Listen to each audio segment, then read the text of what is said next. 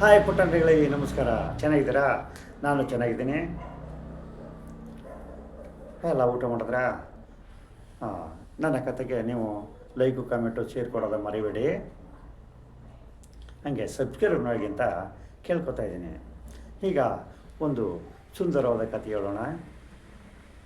China ದೇಶಕ್ಕೆ ಹೊಂದಿಕೊಂಡಂತೆ ಒಂದು ಸುಂದರವನದ ಕಾಡಿತ್ತು.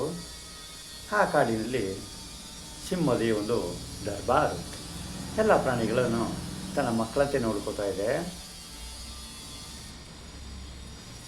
ಅಷ್ಟೇ ಅದರ ಸರ್ವಿಸು ತುಂಬ ಚೆನ್ನಾಗಿದೆ. ಆವಾಗ ಸಿಂಹ ಪ್ರಾಣಿಗಳ ಉದ್ದೇಶ ಹೇಳುತ್ತದೆ, ನೋಡಿ, ನಾನು ಭರವಸೆ ಕೊಡ್ತೀನಿ, ನಿಮ್ಮಗಳಿಗೆ ನಾನು ಪ್ರಾಣ ಬೇಕಾದರೆ ಕೊಡ್ತೀನಿ, ನಿಮಗೆ ಕೇಡು ಮಾಡೋದಿಲ್ಲ. ನಿಮ್ಮ ಅನುಕೂಲವೇ ನನ್ನ ಅನುಕೂಲ. ನೀವು ಯಾವಾಗಲೂ ಕ್ಷೇಮದಿಂದ ಇರಿ, ನೀವೆಲ್ಲ ನಮ್ಮ ಮಕ್ಕಳಿದ್ದಾಗೆ ಅಂತ ಘೋಷಣೆ ಮಾಡ್ತಾಯಿದೆ. ಆಗ ಕರಡಿ ಹೇಳ್ತದೆ, ಶೇರ್ ಸಿಂಗ್, ನೀವು ನಮಗೆ ಮಹಾರಾಜರಾಗಿರೋದು ನಮ್ಮ ಅದೃಷ್ಟ. ನಾವು ಇಲ್ಲಿ ಕ್ಷೇಮದಿಂದ ಸುಖವಾಗಿದ್ದೇವೆ ಅಂತ ಸಿಂಹರಾಜನಿಗೆ ಹೇಳುತ್ತೆ. ಆಗ ಕರಡಿ ಹೇಳ್ತಾರೆ, ಮಹಾಪ್ರಭು, ಚೈನಾ ದೇಶದಿಂದ ಬಂದಿರೋದಂಥ ಒಂದು ತೋಳ ಸುಮ್ಮನೆ ಏಕಾಂಗಿಯಾಗಿ ನಮ್ಮ ಕಾಡಿನೆಲ್ಲ ಒಳಗಡೆ ಸುತ್ತಾ ಇದೆ. ಅದನ್ನು ಕಂಡ್ರೆ ನಮಗೆ ಒಂದು ಸ್ವಲ್ಪ ಡೌಟ್ ಬರ್ತಾಯಿದೆ. ಅದ್ರ ಮೇಲೆ ಒಂದು ಲಿಗ ಹಿಡಿ ಅಂತ ಹೇಳ್ತಾ ಇದೆ. ಅದಕ್ಕೆ ಸಿಂಹ ಹೇಳ್ತದೆ, ಅದರ ಬಗ್ಗೆ ನೀವು ಚಿಂತೆ ಮಾಡಬೇಡಿ. ಚೈನಾ ಕಾಡು ನಮ್ಮ ಕಾಡು ಎರಡು ಅಕ್ಕಪಕ್ಕ ಇರೋದ್ರಿಂದ ಅದು ಸುಮ್ಮನೆ ಬರ್ತದೆ ಹೋಗುತ್ತೆ, ತಲೆ ಕೆಡಿಸ್ಕೋಬೇಡಿ ಅಂತ ಹೇಳುತ್ತೆ. ಆಗ ಕರಡಿ ಹೇಳ್ತಾರೆ, ಮಹಾಪ್ರಭು, ನಾನು ಹಾಗೆ ತಿಳ್ಕೊಂಡಿದ್ದೆ. ನಮ್ಮ ಕಾಡು ಚೈನಾದ ಕಾಡು ಎರಡು ಅಕ್ಕಪಕ್ಕ ಇರೋದ್ರಿಂದ ಅದು ಸುಮ್ಮನೆ ವಾಕ್ ಬಂದಿರಬೇಕು ಅಂತ ತಿಳ್ಕೊಂಡಿದೆ. ನಮ್ಮ ಕಾಡಿನ ಪ್ರಾಣಿಗಳಿಗೆಲ್ಲಕ್ಕೂ ಡೌಟ್ ಬರೋ ಮಟ್ಟ ನಡ್ಕೋತಾ ಇದೆ. ಆದ್ದರಿಂದ ಅದರ ಮೇಲೆ ಒಂದು ಲಿಗ ಹಿಡಿ ಅಂತ ಹೇಳುತ್ತೆ. ಆಗ ಸಿಂಹರಾಜ ಹೇಳ್ತದೆ, ಒಂದು ವೇಳೆ ಹಂಗೇನಾದ್ರು ಇದ್ದರೆ ನಮ್ಮ ಗೂಢಚಾರಿಗೆ ಹೇಳಿ ಅದನ್ನು ಬಂಧಿಸಿ ಬರೆಸ್ತೀನಿ, ಅದಕ್ಕೆ ಸೀರೆ ಶಿಕ್ಷೆ ಕೊಡ್ತೀನಿ ಅಂತ ಹೇಳುತ್ತೆ. ಅದರಂತೆ ಗೂಢಚಾರರಿಗೆ ಹೇಳಿಬಿಟ್ಟು ಆ ತೋಳನ ಎಳ್ಕೊಬನ್ನಿ ಅಂತ ಹೇಳುತ್ತೆ. ಆಗ ನಮ್ಮ ಸೈನ್ಯ ಆ ತೋಳನ ಎಳ್ಕೊಬಂದು ಸಿಂಹರಾಜರ ಮುಂದೆ ಹಾಜರುಪಡಿಸ್ತದೆ. ಆಗ ದರ್ಬಾರಿಗೆ ಹಾಜರುಪಡಿಸ್ತವೆ. ಆಗ ಸಿಂಹರಾಜ ಕೇಳ್ತದೆ, ನೋಡು, ನಾವೆಲ್ಲ ಹಿಂದೂಗಳು ಅಂತೇಳಿ ನೀವು ನಮ್ಮ ಕಡೆಯವ್ರಿಗೆ ಮೋಸ ಮಾಡೋಕ್ಕಾಗಲ್ಲ. ಒಂದು ವೇಳೆ ಏನಾದ್ರು ಹಾಗೆ ಮೋಸ ಮಾಡಿದ್ರೆ ನನ್ನ ಕೈ ತಪ್ಪಿಸ್ಕೊಳ್ಳೋಕ್ಕಾಗಲ್ಲ. ನೀವು ಚೈನಾ ದೇಶದವರು ನಮ್ಮ ಇಂಡಿಯನ್ಸ್ನ ನಿಶ್ಶಕ್ತರು ಅಂತ ತಿಳ್ಕೊಂಡಿದ್ದೀರಾ. ನಿಮ್ಮ ಮಾತನ್ನು ನಂಬ್ಕೊಂಡು ನಾವು ಒಬ್ಬರನ್ನೊಬ್ಬರು ದ್ವೇಷಿಸಬೇಕಾಗತ್ತೆ.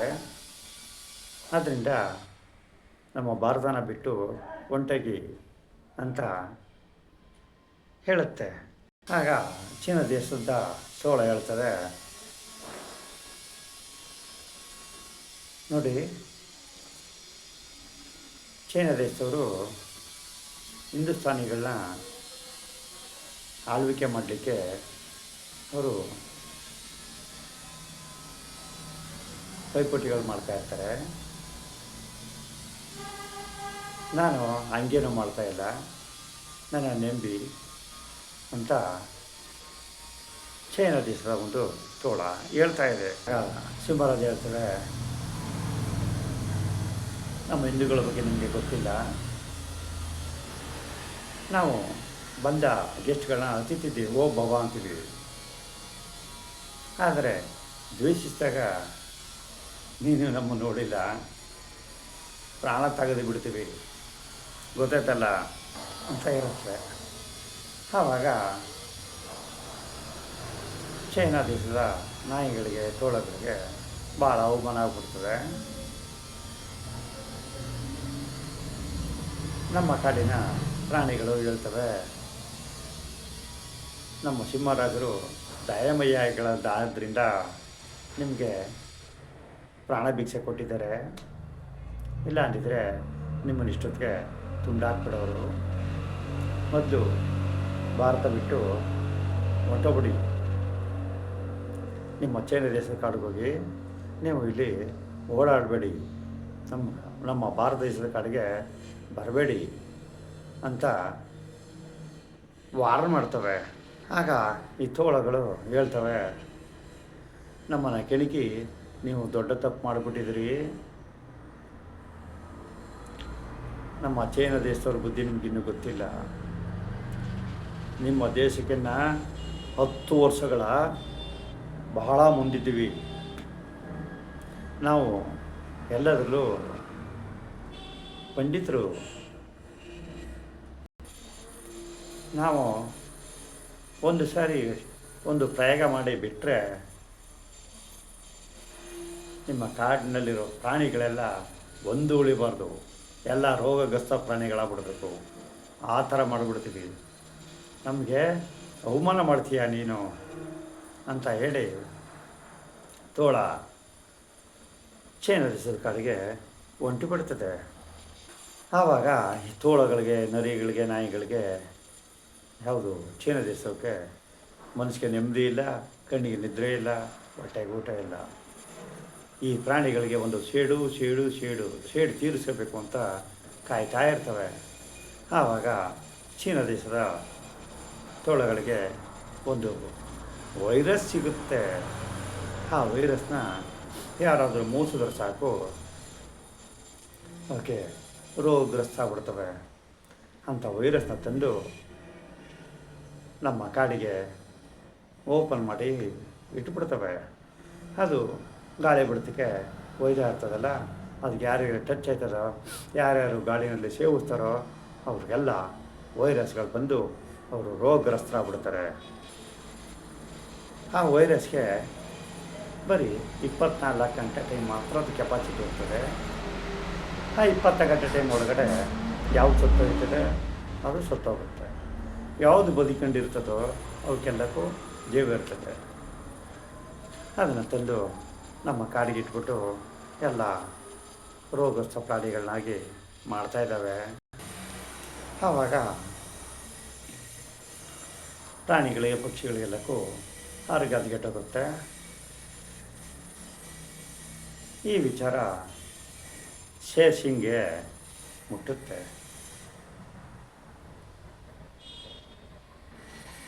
ನಮ್ಮ ಸಿಂಹರಾಜನಿಗೆ ಬಹಳ ದುಃಖ ಉಂಟಾಗುತ್ತೆ. ಯಾವಾಗಲೂ ಇಲ್ಲ, ಇವಾಗ ಯಾಕೆ ಹಿಂಗಾಯಿತು ಅಂತ. ಆದರೆ ಚೀನಾ ದೇಶದ ತೋಳಗಳಿಗೆ ಭಾಳ ಖುಷಿಯಾಗುತ್ತದೆ. ನನ್ನನ್ನು ಅವಮಾನ ಮಾಡೋದಕ್ಕೆ ನಾನು ಪ್ರತಿಯಾಗಿ ನನ್ನ ಸೇಡನ್ನು ತೀರಿಸ್ಕೊತಾ ಇದ್ದೀನಿ. ಈ ಕಾಡಿನಲ್ಲಿರೋ ಪ್ರಾಣಿಗಳೆಲ್ಲ ಸತ್ತೋಗ್ಬಿಡಬೇಕು, ಆ ಥರ ಮಾಡಿದ್ದೀನಿ ಅಂತೇಳಿ ಎಂಜಾಯ್ ಮಾಡ್ತಾವೆ. ಸಿಂಹ ನಮ್ಮ ಕಾಡಿನ ಪ್ರಾಣಿಗಳಿಗೆ ಯಾಕೋ ದೃಷ್ಟಿ ತೆಗೆದುಬಿಟ್ಟಿದೆ.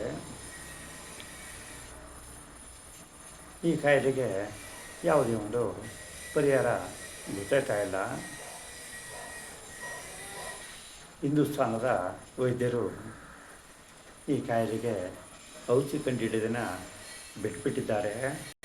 ಹಿಂದೂಸ್ತಾನದ ಪ್ರಾಣಿಗಳಿಗೆ ಯಾಕೆ ಈ ರೋಗ ಹರಡ್ತಾಯಿದೆ ಅಂತ ಗೊತ್ತಾಗ್ತಾ ಇಲ್ಲ ಅಂತ ತನ್ನಷ್ಟಕ್ಕೆ ತಾನೇ ಮಾತನಾಡ್ತಾ ಇದೆ. ಆಗ ಕೋತಿ ಹೇಳ್ತಾರೆ, ಇದುವರೆಗೆ ನಮ್ಮ ಕಾಡಿನಲ್ಲಿ ಇಂಥ ರೋಗಸ್ಥ ಯಾವತ್ತೂ ಉಂಟಿಲ್ಲ. ಆದರೆ ಇವಾಗ ಇಂಥ ರೋಗಗಳು ಹರಡಬೇಕಾದ್ರೆ ಯಾರ್ದೋ ಕೈವಾಡ ಇದೆ ಅಂತ ಸಿಂಹರಾಜನಿಗೆ ಹೇಳ್ತಾ ಇದೆ. ಅದಕ್ಕೆ ಸಿಂಹರಾಜ ಹೇಳ್ತದೆ, ನಿಜ, ಇದು ವೈರ ದೇಶದ ಕುತಂತ್ರ, ಇದನ್ನು ನಾನು ಹುಡುಕ್ತೀನಿ ಅಂತ ಪಣ ತೊಡ್ತಾ ಇದೆ. ಆಗ ಸಿಂಹರಾಜ ಕಾಡಿನ ಎಲ್ಲ ಕಡೆ ಸುತ್ತುವರೆದು ನೋಡ್ತಾ ಇದೆ, ಯಾರಾದರೂ ಏನಾದ್ರು ಮಾಡಿದಾರ ನೋಡೋಣ ಅಂತ. ಆವಾಗ ಚೀನ ದೇಶದ ತೋಳಗಳು ನಮ್ಮ ದೇಶದಿಂದ ಅವರ ದೇಶಕ್ಕೆ ಹೋಗ್ತಾ ಇರೋದು ಕಣ್ಣಿಗೆ ಬೀಳ್ತದೆ. ಆಗ ಸಿಂಹರಾಜನಿಗೆ ಗೊತ್ತಾಗುತ್ತೆ, ಈ ತೋಳನ ನಮ್ಮ ಕಾಡಿಗೆ ಬರಬೇಡ ಅಂತ ಹೇಳಿದೆ, ಇವನು ನಮ್ಮ ಕಾಡಿನಿಂದಲೇ ಹೋಗ್ತಾ ಇದ್ದಾನೆ, ಇದರಲ್ಲಿ ಏನೋ ಒಳಸಂಚಿರ್ಬೋದು, ಯಾಕೆ ಬಂದಿದೆ ನಮ್ಮ ಕಾಡಿಗೆ ಅಂತ ಗರ್ಜಿಸುತ್ತೆ. ಆಗ ಈ ತೋಳಗಳು ನಾಯಿಗಳು ಅಷ್ಟು ಸುಲಭದಲ್ಲಿ ಇದು ಬರಲ್ಲ, ಏನೋ ಕೇಡು ಮಾಡಲಿಕ್ಕೆ ಬಂದಿದ್ದಾವೆ, ಇದನ್ನು ಅದು ಹಿಂದುಗುಟ್ಲೆ ಫಾಲೋ ಮಾಡಿ ಅದನ್ನು ಕಂಡು ಹಿಡಿತೀನಿ ಅಂಥೇಳಿ ಸಿಂಹ ಆ ತೋಳಗಳು ಇದ್ಗಡೆ ಹೋಗ್ತಾ ಇದೆ. ಆ ತೋಳಗಳು ಭಾಳ ಖುಷಿಯಾಗಿ ನನ್ನ ಹಿಂದ್ಗಡೆ ಸಿಂಹ ಬರ್ತಾಯಿದೆ ಅಂತೇಳಿ ಅವು ಭಾಳ ಸಂತೋಷದಲ್ಲಿ ಹೋಗ್ತಾ ಇದ್ದಾವೆ. ಆಗ ತೋಳಗಳು ಮತ್ತು ನಮ್ಮ ಸಿಂಹ ಎಲ್ಲ ಚೀನ ದೇಶದ ಕಾಡಿಗೆ ಹೋಗ್ತವೆ. ಆವಾಗ ಚೀನ ದೇಶದ ಕರಡಿಗಳು ನಮ್ಮ ಸಿಂಹರಾಜನಿಗೆ ಚೆನ್ನಾಗಿ ಹೊಡೆದು ಬಿಡ್ತವೆ. ಆವಾಗ ನಮ್ಮ ದೇಶಕ್ಕೆ ಬಂದಿದ್ವಲ್ಲ ತೋಳಗಳು, ಅವು ಹೇಳ್ತವೆ, ಈಗ ನಿಮಗೆ ಬುದ್ಧಿ ಬಂತಲ್ಲ ಅಂತ,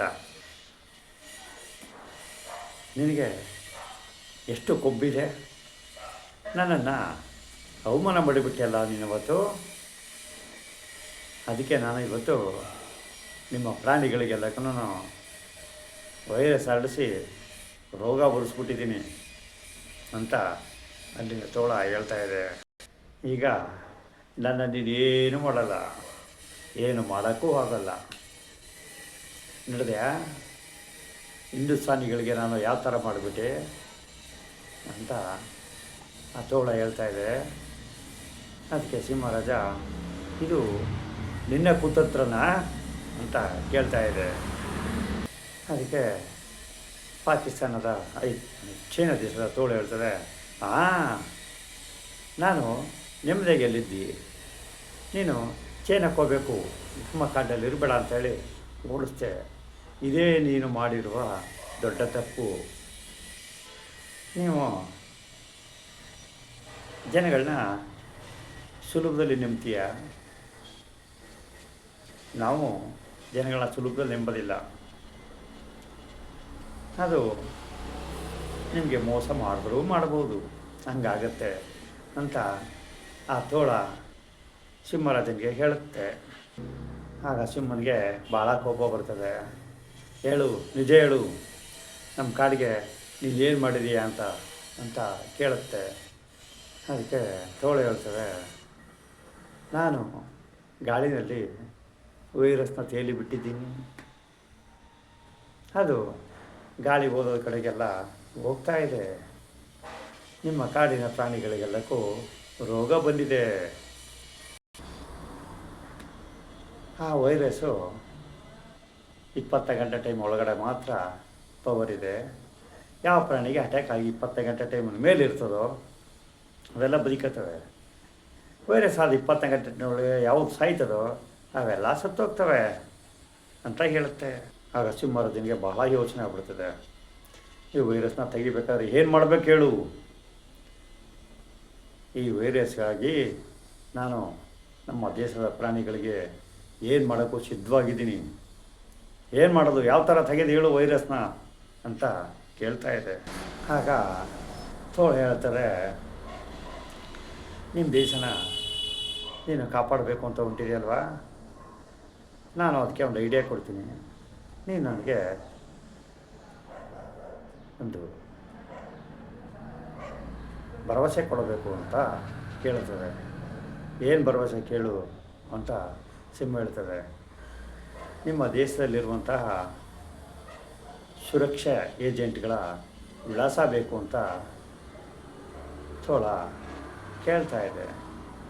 ಅದಕ್ಕೆ ಸಿಂಹರಾಜ 3 ಮಂದಿ ವಿಳಾಸನ ಹೇಳ್ತದೆ. ಅದಕ್ಕೆ ತೋಳ, ಇದು ನಮ್ಮ ಚೈನಾ ದೇಶದ ಜನಗಳ ವಿಳಾಸ, ಅದು ನನಗೆ ಗೊತ್ತು, ನೀನು ಬಿಡಬೇಡ, ನಿಮ್ಮ ದೇಶದ 3 ಜನರ ಹೆಸರು ಅಂತ ಕೇಳ್ತಾ ಇದೆ. ಅದಕ್ಕೆ ಸಿಂಹರಾಜನಿಗೆ ಕೋಪ ಬಂದು ಕೇಳುತ್ತೆ, ನೀನು ಕಾಡಿನ ಸಿಂಪಲ್ ಪ್ರಾಣಿ, ನಿನಗೆ ನಮ್ಮ ದೇಶದ ಸುರಕ್ಷಾ ಏಜೆಂಟ್ನ ಅವಶ್ಯಕತೆ ಏನಿದೆ ಅಂತ ಕೇಳ್ತಾ ಇದೆ. ಅದಕ್ಕೆ ತೋಳ ಹೇಳ್ತದೆ, ನಾನು ಕಾಡಿನ ಪ್ರಾಣಿನೂ ಹೌದು, ಸುರಕ್ಷಾ ಏಜೆಂಟು ಹೌದು ಅಂತ ಹೇಳುತ್ತದೆ. ಆವಾಗ ಸಿಂಹನಿಗೆ ಸಿಕ್ಕಾಪಟ್ಟ ಕೋಪ ಬರ್ತದೆ. ನೋಡು, ನಮ್ಮ ಪ್ರಾಣಿಗಳ ರಕ್ಷಣೆ ಮಾಡಬೇಕು, ಆ ವೈರಸನ್ನು ತಪ್ಪಿಸ್ಕೊಳ್ಳೋದು ಹೆಂಗೆ, ಅಟ್ಯಾಕ್ ಆಗಿರೋರು ಪಾರಾಗಿದಂಗೆ ಹೇಳಿದ್ರೆ ಸರಿ ಅಂತ ಗರ್ಜಿಸುತ್ತೆ. ಆಗ ತೋಳು ಹೇಳ್ತದೆ, ನೆಗೆದ್ಬಿಟ್ಟು ಇದಕ್ಕೆ ಪರಿಹಾರ ಒಂದೇ, ಸೀಬೆಹಣ್ಣಿನ ಎಲೆಗಳು, ಅದನ್ನು ತೀಡ್ಬಿಟ್ಟು ಕುಡಿಸಿದ್ರೆ ವಾಸಿ ಆಗುತ್ತೆ ಅಂತ ತೋಳ ಹೇಳ್ತದೆ. ಆಗ ತೋಳ ಮುಂದುವರಿಸಿ ಹೇಳ್ತದೆ, ನನ್ನ ಮಾತಂತೆ ನಾನು ಹೇಳಿದ್ದೀನಿ, ಉಳಿಸ್ಕೊಂಡಿದ್ದೀನಿ. ಈಗ ನಿಮ್ಮ ನಾಡಿನ ಸುರಕ್ಷಾ ಏಜೆಂಟ್ಗಳನ್ನ ವಿಳಾಸ ಹೇಳಿ ನಿನ್ನ ಮಾತನ್ನು ನೀನು ಉಳಿಸ್ಕೋ ಅಂತ ತೋಳ ಕೇಳ್ತದೆ. ಅದಕ್ಕೆ ಹೇಳ್ತೀನಿ ಅಂತ ಹೇಳುತ್ತೆ.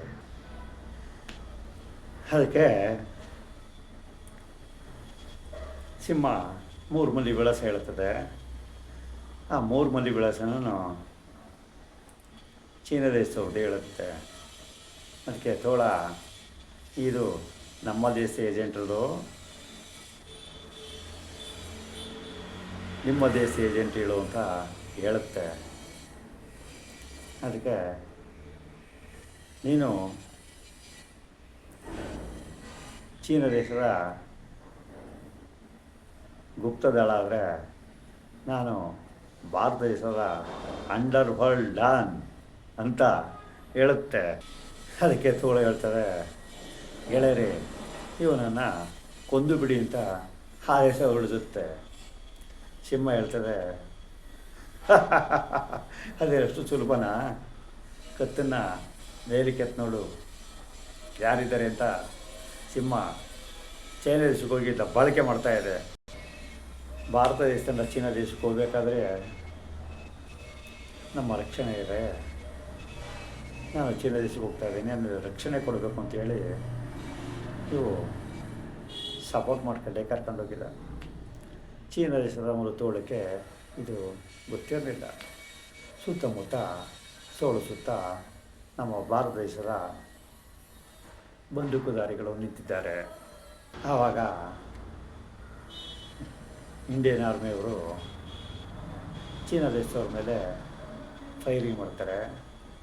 ಆ ಫೈರಿಂಗ್ ಮಾಡಿದಾಗ ಕೆಲವರು ಸತ್ತು ಹೋಗ್ಬಿಡ್ತಾರೆ. ಆ ಗಲಾಟೆ ನಡುವೆ ನಮ್ಮ ಶೇರ್ ಖಾನ್ ಸಿಂಹ ಚೀನಾ ಬಿಟ್ಟು ಭಾರತ ದೇಶಕ್ಕೆ ಬಂದು ತಲುಪಿಕೊಳ್ಳುತ್ತದೆ. ಅಲ್ಲಿಂದ ಬಂದ ನಂತರ ಮೊದಲನೇ ಕೆಲಸ ಮಾಡೋದು, ಆ ಸೀಬೆಹಣ್ಣಿನ ಎಲೆಗಳನ್ನ ಕಿತ್ತು ಅದರಿಂದ ರಸ ಮಾಡಿ ಎಲ್ಲ ಪ್ರಾಣಿಗಳಿಗೂ ಮೂಗಿಗೆ, ತಲೆಗೆ, ಬಾಯಿಗೆ ಎಲ್ಲಕ್ಕೂ ಸಿಂಪಡಿಸ್ತವೆ. ತಕ್ಷಣದಲ್ಲೇ ವೈರಸ್ ಬಂದಿರೋವೆಲ್ಲ ಚೇತರಿಸ್ಕೊಂಡು ಎದ್ದು ನಿಂತ್ಕೋತಾರೆ. ಆಗ ಸ್ವಲ್ಪ ದಿನದ ನಂತರ ಈ ಕಾಯಿಲೆ ಎಲ್ಲ ತಿಳಿಯಾಗತ್ತೆ. ಎಲ್ಲ ರೋಗ ಬಂದಿರೋರೆಲ್ಲ ಚೇತರಿಸ್ಕೋತಾರೆ. ನಂತರ ಕಾಡಿನಲ್ಲಿ ಆರಾಮಾಗಿ ಎಂಜಾಯ್ ಮಾಡ್ಕೊಂಡು ಉಳ್ಕೋತಾರೆ. ಇಲ್ಲಿಗೆ ಈ ಕಥೆ ಮುಗೀತದೆ. ಮತ್ತು ಈ ಕಥೆಗೆ ಯಾರ್ಯಾರು ಲೈಕು ಕಮೆಂಟು ಕೊಟ್ಟಿರೋ ಅವರೆಲ್ಲ ಕೊಡಿ ಅಂತ ಕೇಳ್ಕೊತಾ ಇದ್ದೀನಿ. ಸಬ್ಸ್ಕ್ರೈಬ್ ಆಗೋರು ಖಂಡಿತ ಆಗಿ ಅಂತಲೂ ಕೇಳ್ಕೊತಾ ಇದ್ದೀನಿ. ನಂತರ ಈ ಕತೆ ಮುಗೀತದೆ. ಮತ್ತೆ ನಾಳೆ ಸಿಗೋಣ. ನಮಸ್ಕಾರ.